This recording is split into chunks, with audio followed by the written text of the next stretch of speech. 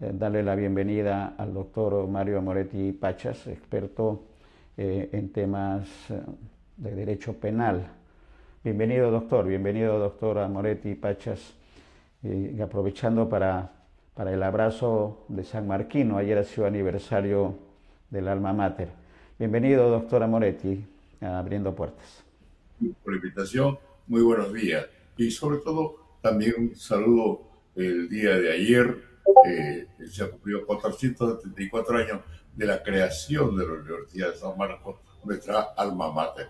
Este aniversario es, a la verdad, muy complaciente, sobre todo quienes de una u otra forma hemos estudiado y quien habla ha sido profesor de esta universidad durante varias décadas. Y bueno, tuve yo la suerte de ejercer la docencia en los cursos de Derecho Penal y Procesal Penal y llegar a ser miembro docente titular y posteriormente, después luego de haber sido jubilado, me dieron una de las más altas distinciones que da San Marcos a sus profesores, esto es de ser profesor emérito.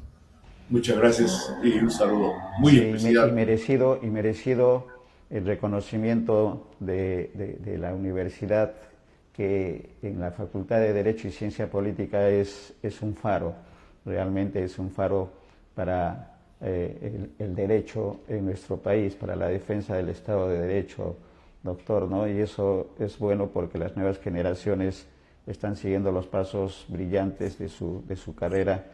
Y felicitaciones públicas por este reconocimiento, doctor Moretti. Como sanmarquino también nos consideramos parte de celebrar este homenaje, porque creo que todavía, a pesar de todo lo que está ocurriendo en la universidad, San Marcos, como siempre se ha dicho, San Marcos siempre será San Marcos y siempre habrá un sanmarquino en el Perú y en el mundo. Así que entramos ahora, sí, ingresamos al tema, esta explicación que ha dado la doctora Delia Vallejo, sí, esta invocación final se nos ha quedado en la mente, y para el comentario, doctora Moretti, lo que ha señalado que es un retroceso en la lucha contra el crimen organizado y la corrupción, y que no se ha escuchado previamente, antes de la promulgación en el Congreso y la aprobación por el Ejecutivo, no se ha escuchado las recomendaciones que afectan no solamente la legislación interna, sino también los convenios internacionales. ¿Qué comentario puede hacer en una primera instancia de esta modificación de la ley de extinción de dominio, doctor?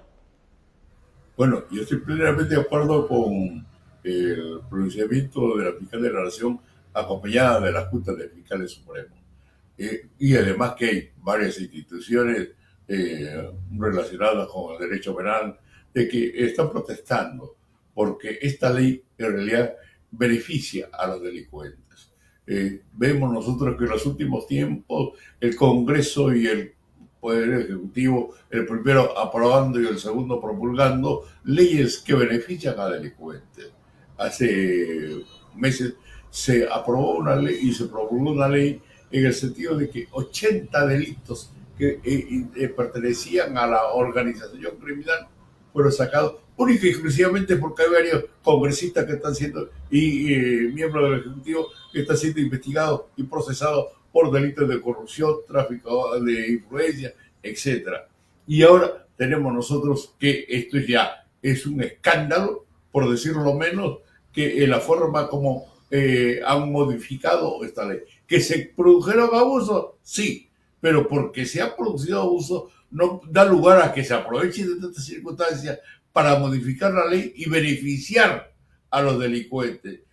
Nos da anteriormente el decreto legislativo 1373 señalaba que acciones delictivas, no decía tal o cual delito, decía acciones delictivas que dan lugar a que se consigan bienes, objetos, instrumentos provenientes de hechos delictivos, ya era considerado para los efectos de una extinción de dominio.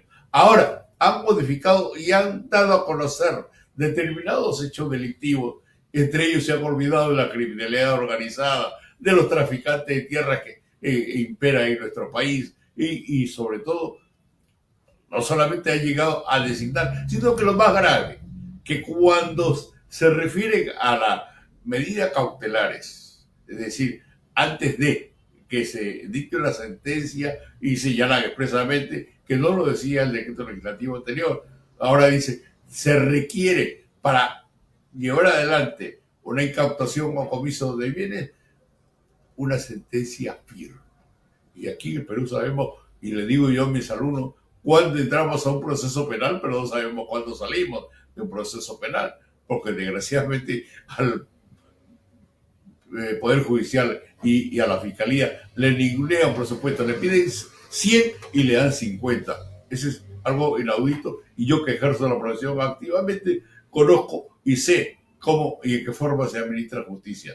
Pero yendo al fondo del asunto, es que esta ley señala algo muy desagradable, por decirlo menos, en la que para determinados delitos procede las medidas cautelares, pero delitos como lavado de activos, como corrupción, como crimen organizado, no procede las medidas cautelares de incautación o comiso. Y no procede simplemente porque señala que esto puede prescribir esta extinción de dominio a los 5 años. Sí, no solamente, ahora ya no sé, el fiscal no puede solicitar al juez que es la medida cautelar en estos delitos, sino lo más grave es que las medidas cautelares basado en una extinción de dominio y que haya pasado más de 5 años y no tenga una sentencia condenatoria, en este caso se da por prescrita. ¿Y qué es lo que sucede? O va a suceder, y ya está sucediendo, porque el día de ayer ya comenzaron a presentarse recursos. Oye, señor juez, ordene usted, de acuerdo a esta ley, que se me devuelva el dinero que se me incautó, se desbloquee en las cuentas de ahorros o corrientes que se han dictado en contra mía, que me devuelvan los bienes inmuebles, que me devuelvan tales bienes que me fueron incautados en virtud de esta medida cautelar. Esto es algo increíble, algo inaudito y es solamente para favorecer a los delincuentes. Hay que decirlo con toda claridad, que este Congreso y este Poder Ejecutivo vienen dictando leyes que favorecen a los delincuentes y algunos de los congresistas y miembros del Ejecutivo que están involucrados en este hecho delictivo. Y sobre todo porque, tal como lo ha manifestado la fiscal de la Nación, y esto es algo que lo sabemos nosotros, si van a transferir su bien, van a disponer del dinero que se ha devuelto.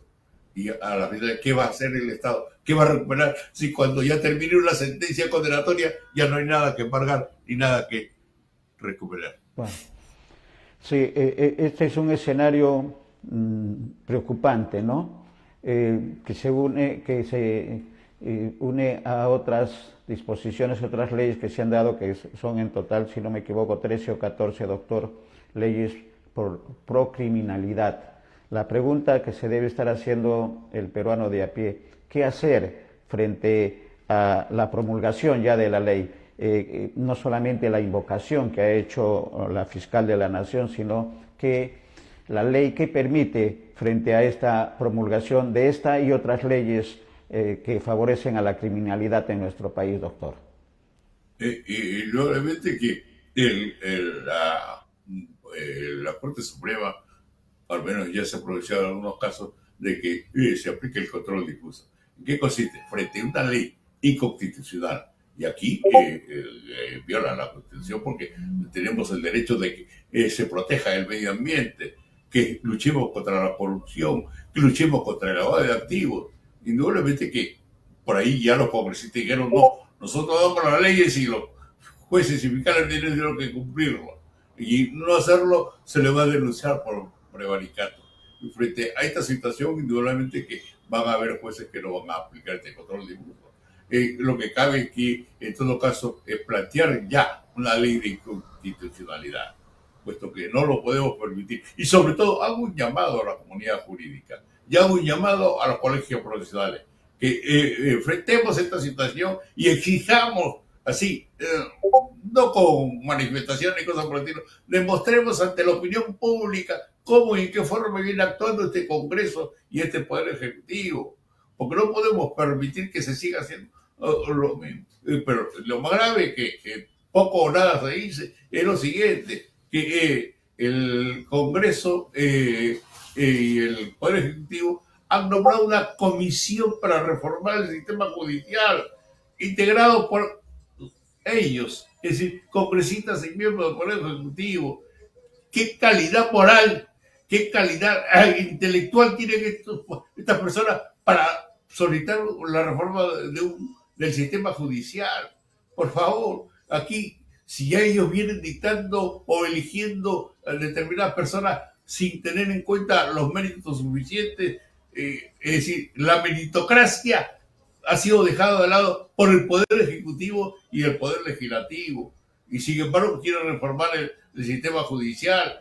Ellos, no, como lo repito, no están en condiciones morales ni intelectuales para hacerlo. Y sobre todo, ya lo decía el reconocido jurista internacional Manuel Vicente Villarán, que los políticos antes de irse quieren dejar a sus jueces y fiscales para que cuando ellos se vayan les guarden las espaldas. Y eso lo hizo Vizcarra. Eso lo está pretendiendo hacer este Congreso. Y quieren todavía algunos de ellos reelegirse con plata del narcotráfico, con plata de la minería legal y de hechos delictivos.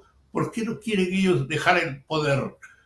Si no, nosotros fuimos elegidos hasta el 2026 y nos tenemos que quedar. Lógico, quieren su sueldo, quieren seguir usufructando de los menús de 80 soles que le asigna el Estado, quieren más de 2 millones de soles para un seguro privado y el resto de los peruanos, ¿qué? Esta es la grave situación en la que nos encontramos y yo invoco una reacción de parte de los peruanos. Sí, de todas las instituciones involucradas en el tema y comprometidas, sobre todo en la preservación del Estado de Derecho. Esta ley de inconstitucionalidad seguramente ya está en proceso, doctor, porque está ratificando, como usted lo dice, esta alianza nefasta del legislativo, que es quien gobierna, y un ejecutivo que promulga solamente sin el análisis respectivo. Pero hay otra ley que quisiera que también nos haga el comentario y que tiene que ver con los peruanos de 16 y 17 años, que evidentemente están en flagrancia en delito. Esta ley que establece que los adolescentes de 16 y 17 años son sujetos imputables penalmente por delitos graves.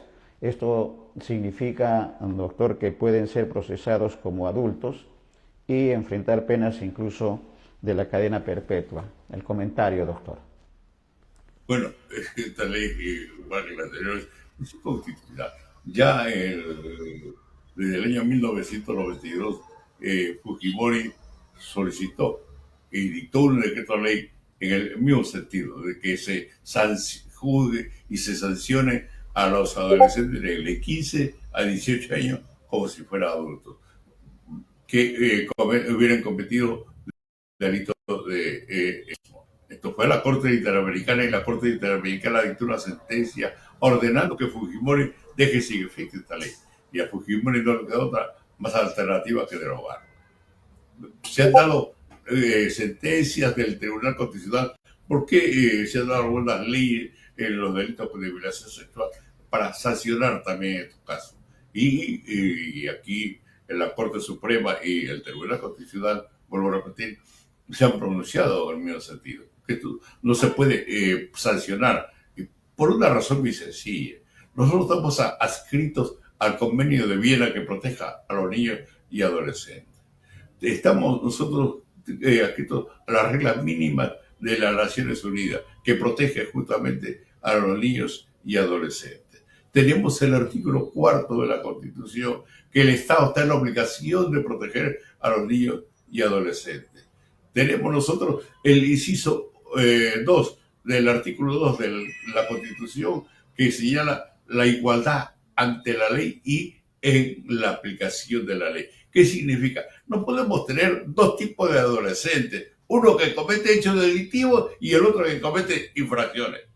Esto es algo que no se puede aceptar, pero tenemos la calidad de congresistas y sobre todo el Ejecutivo que no hace ninguna observación, dadas las circunstancias en cuanto a su prestigio, su aceptación ante la opinión pública y ante los hechos que vienen sucediendo, porque el incremento de la criminalidad ha crecido a pasos agigantados y el Ejecutivo no hace nada para protegernos. Entonces, dictan este tipo de leyes y nos tienen entretenidos para varias semanas, tanto sobre la ley de extinción de dominio, sobre la cuestión del legislar en contra de los adolescentes y para que nos olvidemos de lo que están haciendo ellos o están dejando de hacer frente a los delincuentes y dictando leyes, como lo repito, a favor de los delincuentes.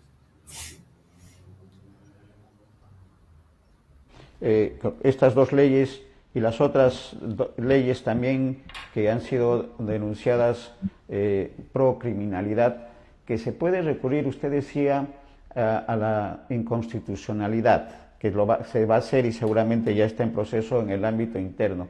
Pero usted ha invocado también el convenio de Viena y otros convenios de los cuales está adscrito nuestro país. ¿Es posible también recurrir a las instancias internacionales, la Corte Internacional de Justicia y otras, o hay que primero agotar el proceso interno y luego recurrir a las instancias internacionales? ¿Cuál es el proceso ahí? En principio, ya la Corte Suprema emitió un comunicado de que va a aplicar el control difuso y no aplicar esta ley, por considerarla casi inconstitucional. Podemos ir nosotros a la Corte Interamericana como se hizo en la época de Fujimori. Podemos ir al convenio de Viena para los efectos, porque de acuerdo a nuestra Constitución, en su cuarta parte final, señala que los tratados de que se refieren a los derechos humanos, y en este caso se está protegiendo los derechos humanos de los adolescentes, deben respetarse. Y justamente aquí se dictan leyes sin interesar lo que dice la Constitución, porque al parecer algunos congresistas ni siquiera leen la Constitución. Es algo increíble, pero vamos, nosotros estamos lo menos que ha podido tener en cuenta el artículo 4 de la Constitución, el inciso 2 y artículo 2 de la Constitución, que protege justamente a los niños y adolescentes, el primero y el segundo, a la igualdad ante la ley. No podemos nosotros decir, este adolescente es autor de un delito, este adolescente que tiene la misma edad ha cometido un hecho considerado como infracción. Es decir, dos o un solo adolescente puede ser infractor y el otro puede ser autor de un hecho delictivo e imponerse penas hasta cadena perpetua. Esto no puede ser. Pero estamos en el Perú con este Congreso que es una vergüenza y con este Ejecutivo que también lo es. Indudablemente que no podemos esperar nosotros y se tendrá que recurrir a las instancias internacionales, se tendrá que recurrir al Tribunal Constitucional, porque no es posible que se llegue a estas situaciones únicas y exclusivamente para distraernos. Personalidades como usted, doctor, e instituciones también de justicia como el Colegio de Abogados, que tienen una participación importante en esta preservación del Estado de Derecho, que creo que es la base principal para que no se sigan cometiendo lo que está haciendo esta alianza nefasta del legislativo con el ejecutivo. ¿Qué invocación? Usted ya ha señalado que hay instancias, pero ¿qué invocación podría realizar no solamente a las organizaciones y a las personalidades de defensa del Estado de Derecho, a la misma ciudadanía, doctor, en estos tiempos tan difíciles para nuestro país? Estamos atravesando una situación bastante difícil y hay un grupo de abogados generales y policías y estamos pidiéndole a la rectora de la Universidad de San Marcos no se da un ambiente de la casona, con la finalidad de hacer propuestas, no legislativas, porque de leyes estamos, pero por lo menos se han producido 800 modificaciones al Código Penal, que tiene 452 artículos, y muchas de ellas incoherentes, inconstitucionales, etc. ¿Con qué finalidad nos estamos reuniendo? Con la finalidad de solicitar que los ex integrantes del GEIN, de los servicios de inteligencia, de las Fuerzas Armadas y Policiales que fueron enviados al retiro por Sagasti, Vizcarra, Castillo y Dina Boluarte, convocarlos a ellos para que presten un asesoramiento a la policía, porque aquí no necesitamos leyes, se necesita asesoramiento para la prevención de hechos delictivos, para los efectos de que se pueden detener a los extorsionadores, que se ha incrementado. Aquí es tan fácil. ¿Qué dice el Código Procesal Penal? Señor, la policía está facultada para pedir a una persona que se sospecha que cometió una retención hasta por 4 horas, pedirle su documento. Si ese documento, esa persona no tiene documentos, pues se le lleva a la comisaría y se le pide los antecedentes, y muchos de ellos pueden tener captura y a disposición del juez. Solicitamos también nosotros en el sentido de que el Congreso y el Ejecutivo no están en condiciones de llevar a cabo una reforma del sistema judicial. Hacemos una invocación al Colegio de Arquitectos y al Colegio de Ingenieros con la finalidad de que colaboren para la elaboración de planos para llevar a cabo la construcción de cárceles, que el Ministerio de Justicia les diga a ellos dónde se van a construir cárceles, porque el Tribunal Constitucional le dio un plazo de 5 años que se vence este fin de mes y no han construido, pero ni siquiera tienen los lugares donde se pueden construir los planos. De tal manera que estamos con una sobrepoblación carcelaria y en el caso de los adolescentes que al cumplir los 18 años deben ser remitidos fueron sancionados a 10 años de internamiento, deben ser conducidos a un establecimiento penal, pero separado de los adultos. Pero desgraciadamente no hay esos ambientes, de tal manera de que se lleve a cabo una invitación para que la empresa privada construya estas cárceles bajo la modalidad el pago del canje de impuestos por trabajo. Es decir, estamos solicitando medidas efectivas, no efectistas. Eso es lo que vamos a reunir, y esperemos que ya la próxima semana, esta semana tenemos la semana de San Marcos, esperemos que esto se lleve a cabo la próxima para hacer este tipo de propuestas. Excelente la conclusión de la entrevista, doctor Amoretti, por esta solicitud que se ha hecho a la rectora de la universidad para, como usted bien ha dicho, lo que se requiere en nuestro país, lo que requieren y los gobernantes que están en el puesto de decisión, asesoramiento para que no se cometan los hechos consumados y rectificarlos antes de, y este llamado a los colegios técnicos, digamos, colegio de arquitectos, colegio de ingenieros, también resultan sumamente oportunos y necesarios. Eso es lo que se está necesitando en nuestro país, asesoramiento para buscar las soluciones. ¿Cómo va la respuesta? Seguramente esta semana la gestión de tener el acceso a la casona, hay que regresar a la casona, doctor.